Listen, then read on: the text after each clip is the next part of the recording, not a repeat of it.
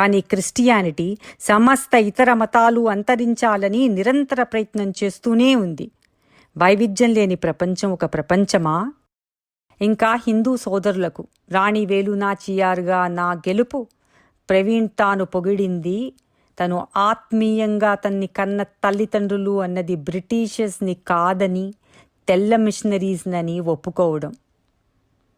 సరే, తెల్ల మిషనరీస్ వల్ల వేలాది మంది ప్రాణాలను కోల్పోయారు గోవాలో. ఆ దురంగతాలను ఉటకిస్తే వారు ఆ తెల్ల మిషనరీస్తో మాకు సంబంధం లేదు, వారు క్యాథలిక్స్, మేం పోప్ ఏం చెప్పినా వినవు అని చెప్పి వైట్ ప్రాటెస్టెంట్ మిషనరీస్ గురించి మేము ప్రేమగా వారు మా ఆత్మీయ తల్లిదండ్రులు అన్నాం అని చెప్పారు.